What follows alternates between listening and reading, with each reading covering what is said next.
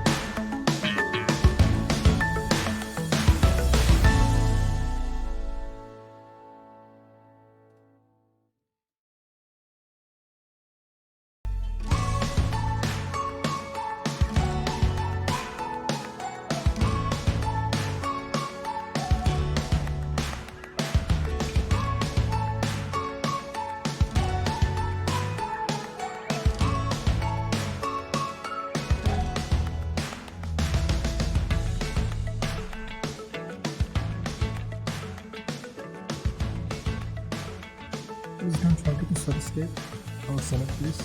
ধন্যবাদ।